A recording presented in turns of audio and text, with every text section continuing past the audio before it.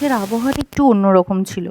বাইরে বাজ পড়ছে, গিনগিনে বৃষ্টি একটানা ৩ দিন ধরে চলছে। প্রায় প্রতিদিনই একেবারে শহরের মুখ ভার। বিরক্তিকর পরিবেশ সৃষ্টি হয়েছে ইন্দোরের। বাজ পড়া তো কমছেই না, তার সঙ্গে মাঝে মাঝেই মৃদু মৃদু বৃষ্টি থেকে প্রচণ্ড বৃষ্টি, প্রায় ৭০-৬০ কিলোমিটার বেগে ঝোড়ো হাওয়া বাওয়া এসবই চলছিল। তার মাঝখানেও ডার্মা ডিপার্টমেন্টে এক ধরনের গুঞ্জন প্রায় সবার কানে আসছিল। গুঞ্জনটা কি, এবার একটু শুনে নি চলুন।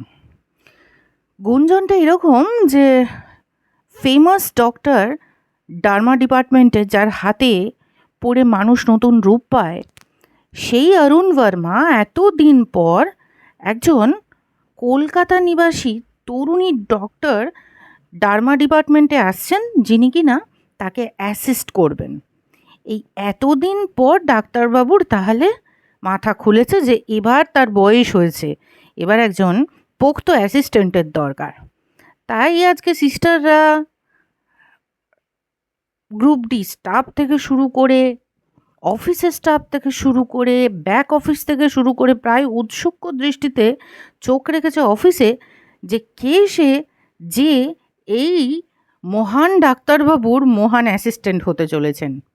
তার কারণ অরুণ ভার্মা সেই মানুষ, যেই মানুষ স্বপ্নের মতন সুন্দর, গভীর তার চোখ, আর অনুভবী মস্তিষ্কে সবসময় মানুষের ভালো ছাড়া সে খারাপ কখনোই চিন্তা করেন না। তো সেইরকম একটা মানুষের যদি একটা উপযুক্ত অ্যাসিস্ট্যান্ট না হয় যে তার লেগেসিকে বহন করবে, তাহলে ব্যাপারটা একদমই ঠিকঠাক হবে না। এই সব সাতপাত চিন্তা, গুঞ্জন ইত্যাদি সবই চলছিল। এর মাঝখানেই অরুণ ভার্মা একবার অফিসে ঘুরে গেলেন, বললেন, এক্সকিউজ মি। হ্যাঁ স্যার, আহ, আমার আজকে একজন অ্যাসিস্ট্যান্ট কলকাতা থেকে আসার কথা, তো তার কোনো আপডেট আছে? তিনি কখন আসছেন, কি ব্যাপার? স্যার, আসার তো কথা ছিল 10টায়, কিন্তু এখনও তো সেভাবে কেউ এসে পৌঁছায়নি। সেটাই ভাবছি, আসলে বাইরের আবহাওয়াটা তো এত বিচ্ছিরি, বাজ পড়ছে, বৃষ্টি হচ্ছে, কলকাতা থেকে নতুন আসছে, জানি না ইন্দোরে ঠিকঠাক মতো বুঝে আসতে পারছে কি না। ভয়ও হয়, পরের বাড়ির সন্তান এত দূর কাজের জন্য আসছে, জানি না কোনো বিপদে পড়লে তো মুশকিল হয়ে যাবে। রিসেপশনালিস্ট বেশ আশ্বস্ত গলায় ডক্টর অরুণ ভার্মার দিকে তাকিয়ে বললেন, না না স্যার, আপনি এত কিছু কেন ভাবছেন? এতদিন পর আপনি যে এরকম একটা ডিসিশন নেবেন, এটা ভেবেই তো আমরা অবাক। প্লিজ স্যার, এত কুচিন্তা করবেন না, সব ঠিকই থাকবে। নতুন মানুষ তো, একটু আসতে সমস্যা হচ্ছে। ঠিক আছে স্যার, আমি ফোন করছি, ফোন করে জানছি কি ব্যাপার।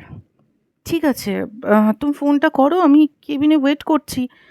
অ্যাকচুয়ালি আমি চাইছিলাম আজকে আমার অ্যাসিস্ট্যান্টের সঙ্গে সবার সাথে আলাপ করিয়ে দিয়ে আজকের ওপিডিটা ওকে সাথে নিয়েই বসবো, তাই একটু অপেক্ষা করছি। ঠিক আছে, আর 1 ঘন্টা দেখি, তারপর না হয় শুরু করব। হ্যাঁ হ্যাঁ স্যার, আপনি একটু, আপনি ব্রেকফাস্ট করেছেন? ব্রেকফাস্ট না, সেটাও ভেবেছিলাম ওর সাথেই করব, তাই অপেক্ষা করছি আর কি। কি স্যার, আপনি নিজের হেলথের খবর কি একটুও রাখবেন না? এরকম করে দিন চলে না। প্লিজ স্যার, আপনি ব্রেকফাস্টটা করে নিন, আমরা আসছি, এক্ষুনি জানাচ্ছি আপনাকে। এই বলে রিসেপশনালিস্ট তড়ি ঘড়ি ফোনের খাতাটা খুলে ফেললেন। খুলেই যে নামটা উনি পয়েন্ট আউট করলেন, সেই নামটা হলো ঝিলাম, ডক্টর ঝিলাম। এই হলো সেই ঝিলাম, ডার্মাটোলজি ডিপার্টমেন্টে নতুন জয়েন্ট করছেন অরুণ ভার্মার অ্যাসিস্ট্যান্ট হিসেবে, যিনি কিনা কলকাতা থেকে আসছেন। তড়িঘড়ি ফোন নাম্বারটা ডায়াল করে ফেললেন রিসেপশনালিস্ট। একটা রিং, দুটো রিং, তিনটে রিং, 4 নম্বর রিংয়ে একটা সুস্পষ্ট বোল্ড গলার আওয়াজ রিসেপশনালিস্টের কান অবধি পৌঁছালো। হ্যালো, আপনি কি ডক্টর ঝিলাম বলছেন? হ্যাঁ বলছি। আপনি কোথায় আছেন ম্যাডাম? অরুণ স্যার আপনার জন্য অনেকক্ষণ ওয়েট করছেন। আপনার তো 10টায় আসার কথা ছিল, তাই উনি একটু চিন্তিত হয়ে পড়েছেন। আসলে বাইরের আবহাওয়াটা ভীষণ খারাপ, বাজ পড়ছে, বৃষ্টি হচ্ছে, তাই জন্য। এক্স্যাক্টলি, আমি যে কারটা সার্ভিসের জন্য নিলাম, গাড়িটাও জলেতে আটকে পড়েছে, একটু আসতে দেরি হচ্ছে। স্যারকে একটু বুঝিয়ে বলুন, আমি যা হোক করে আসার চেষ্টা করছি। না না ম্যাডাম, যা হোক করে আসার কোনো দরকার নেই। রিসেপশনালিস্ট বেশ উদ্গ্রীব গলায় বললেন উৎকণ্ঠা নিয়ে যে এত তাড়াহুড়োর কোনো প্রয়োজন নেই, সাবধানে আসুন। এই বলে ফোনটা রেখে অরুণ স্যারকে সে খবরটা দিলেন। ডক্টর ভার্মা এটাই ভাবলেন যে আজকেই এরকম বৃষ্টি হতে হলো, আজই আবহাওয়াটা এইরকম ম্যাচাকার হতে হলো। যাকে, কপালে যেটা লেখা থাকে তার বাইরে বোধহয় কিছু হয় না। এনিওয়ে, ঠিক আছে, আমি ব্রেকফাস্ট 10 মিনিটে করে নিচ্ছি, ওপিডিটা স্টার্ট করো। Okay sir, okay sir. এই বলে রিসেপশনালিস্ট প্রায় ফ্রন্ট ডেস্ক থেকে একটা লিস্ট নিয়ে দাঁড়িয়ে পড়লেন অরুণ ভার্মার পেশেন্টদের কল করার জন্য। তাদেরকে নির্দিষ্ট লবিতে বসিয়ে চেম্বারের উদ্দেশ্যে বেরিয়ে গেলেন। এরপর ডক্টর অরুণ ভার্মা যথারীতি শুরু করলেন তার ওপিডি। এই করতে করতে প্রায় 2 ঘন্টা কেটে গেছে, আর এই দিকে বাইরের বৃষ্টির তোড় আরও বাড়তে শুরু করেছে। এই দেখে ডক্টর ভার্মা প্রায় চিন্তিত হয়ে বললেন, এক্সকিউজ মি। ফ্রন্ট ডেস্কে বসে থাকা সেই রিসেপশনালিস্ট ছেলেটি উঠে এসে স্যারের সামনে দাঁড়িয়ে বললেন, হ্যাঁ স্যার বলুন। এক কাজ করুন, ডক্টর ঝিলামকে ফোন করে বলুন যে উনি কোথায় আছেন। দরকার পড়লে আমি, নাহলে এখান থেকে কোনো কাউকে গাড়ি দিয়ে পাঠান। মেয়েটা যদি ওই ভিন দেশে এসে বিপদে পড়ে যায়, ওর বাবা মাকে আমরা কি উত্তর দেবো, তাই না? হ্যাঁ স্যার, আমি এক্ষুনি খবর নিচ্ছি স্যার, বলে তড়িঘড়ি আবার ডেস্কের ফোনের দিকে ছুটল সেই রিসেপশনালিস্ট।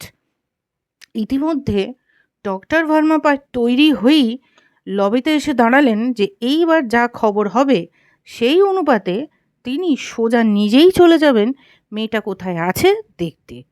মনে একরাশ উৎকণ্ঠা, চিন্তার ভাঁজ কপালে পড়েছে। সঙ্গে হাতটা প্রায় প্যানিক অ্যাটাকের মতন ডক্টর ভার্মা বারবার একটার সাথে একটা ঘষতে শুরু করেছেন। যারা ওনাকে চেনেন তারা বেশ ভালোই জানেন যে ওনার একটা প্যানিক অ্যাটাক প্রবলেম আছে। তার কারণে গুটিকতক ওষুধও সিস্টাররা দেখেছেন খেতে।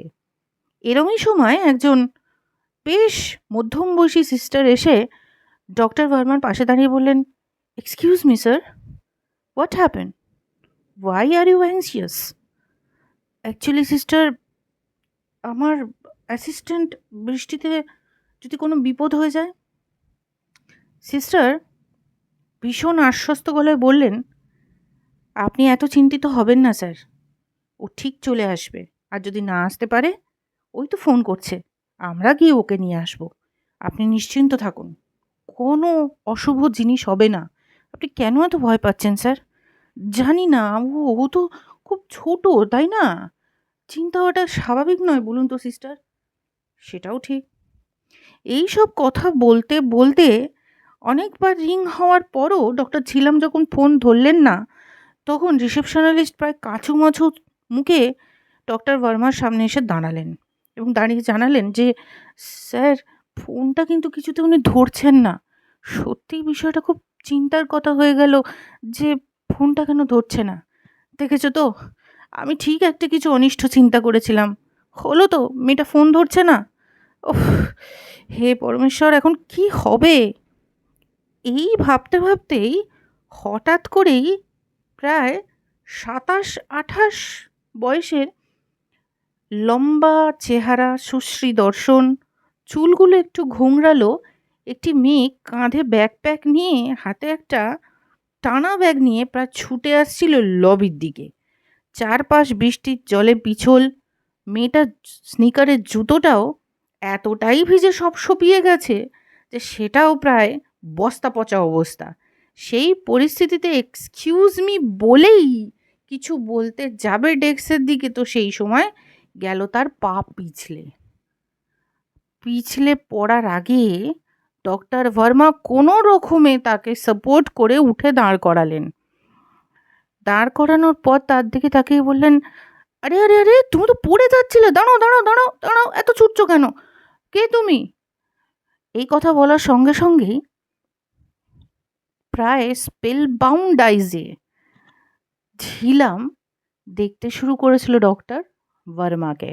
হ্যাঁ, এই পিছলে পড়া বছর 27-28-এর মেয়েটি হলো ডক্টর ঝিলাম, যিনি ডক্টর অরুণ ভার্মার নতুন অ্যাসিস্ট্যান্ট। হুম দুজনের চোখাচোখি হতেই ডক্টর অরুণ ভার্মা তো অনেক প্রশ্ন মেয়েটিকে করতে শুরু করলো, কিন্তু এদিকে ঝিলাম ম্যাডাম গেলেন আউট অফ কন্ট্রোল। তার চোখের দৃষ্টি স্থির, চারপাশের আবহাওয়া আর তার মনে কোনো দাগ কাটছে না, কোনো শব্দ কানে পৌঁছাচ্ছে না। একরকম মনে হলো যেন শব্দ, গন্ধ, আলো, অন্ধকার সব স্থির হয়ে গেছে সময়ের সঙ্গে সঙ্গে। চারপাশের মানুষজনকেও সে আর দেখতে পাচ্ছিল না, শুধু দেখতে পাচ্ছিল তার সামনে দাঁড়িয়ে থাকা মানুষটিকে, তার স্বপ্নের মানুষ, তার ভগবান, ডক্টর অরুণ ভার্মা, যার কারণে কলকাতার বাঁধা প্র্যাকটিসড বড় কর্পোরেট হসপিটালের জব সব কিছু ছেড়ে দিয়ে সেই সুদূর ইন্দোরে বাবা মাকে ছেড়ে চলে এসেছিল। সে ডারমানি পড়েই ছিল একটাই স্বপ্ন নিয়ে যে একদিন অরুণ ভার্মার সাথে তিনি ওটি শেয়ার করবেন। আর সেই মানুষটা আজকে চোখের সামনে, তার মুখের সামনে, তার দুটো হাত ডক্টর ভার্মা তখনও ধরে, তার স্বপ্নের মানুষ, তার ঈশ্বর সমতুল্য, তার সামনে। এর থেকে বড় কথা আর তার কাছে কী ছিল? অনেকক্ষণ পর যখন ঝিলাম স্থির হয়ে রয়েছে এটা দেখে প্রায় চারপাশের গুটিকত সিস্টার, ব্যাক অফিসের লোক সবাই এসে বললো, ম্যাডাম আপনি কে? কোনো কথা বলছেন না কেন? কী হয়েছে? ডক্টর ভার্মা তখন ঝিলামের মাথার ওপর হাত রেখে আস্তে করে হাত বুলিয়ে বলল, বাবু তুমি কে? কী হয়েছে? তুমি কথা বলছো না? সম্বিত ফিরে পেয়ে ঝিলাম খানিকটা ঢোক গিলে বলে, স্যার আমি আমি মানে আমি হ্যাঁ তুমি কে বলো? শান্ত হও, কোনো চিন্তা নেই, কী হয়েছে? তুমি কে? আমি আমি ঝিলাম। এই কথা বলার সঙ্গে সঙ্গেই চারপাশের লোক তো স্তব্ধ। এই ডক্টর ঝিলাম, এই ডক্টর অরুণ ভার্মার অ্যাসিস্ট্যান্ট? সবাই তো হাঁ, ভিজে সপসপে, পায়ে কাদা, মাথা দিয়ে টপ টপ করে জল বেরোচ্ছে, ব্যাগ ভেজা, টানা ব্যাগ ভেজা, জুতোর অবস্থা খারাপ। আর এই রকম টুপটুপে অবস্থায় ইন্দোরে প্রথম পা রাখলো মেয়েটা। লোকের চোখের অস্বস্তি এমনিতেই ধরা পড়েছিল, তার কারণ কলকাতা নিবাসী ঝিলাম ইন্দোরে এসে পেলোটা কি? একদম নাকাল করা অবস্থা। ডক্টর ঝিলামকে আশ্বস্ত করে অরুণ ভার্মা বললেন, তুমি কি খুব টেনসড হয়ে গেছো? তোমার কোনো চিন্তা নেই, আমরা তো সবাই আছি, তাই না? তোমার বাবা মাকেও চিন্তা করতে না করো, সব ঠিক হয়ে যাবে। চলো চলো চলো চলো সিস্টার, এনাকে নিয়ে চলুন, চেঞ্জিং রুমে নিয়ে চলুন।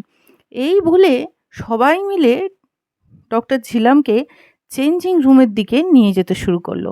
কিন্তু ঝিলামের চোখ তো নিবন্ধিত রইল ডক্টর ভার্মার দিকেই, কারণ এই তো সেই ঈশ্বর যার টানে টানে কলকাতা থেকে ইন্দোর আসা। আর এইখান থেকেই শুরু হলো আমাদের গল্প, পাজল দ্য লাভ স্টোরি। তো চলুন বন্ধুরা, এরপর দেখে নেওয়া যাক কি দাঁড়ায় এদের দুজনের দেখা হওয়া আর ডক্টর ভার্মার নতুন অ্যাসিস্ট্যান্টের কাহিনী, পাজল দ্য লাভ স্টোরি।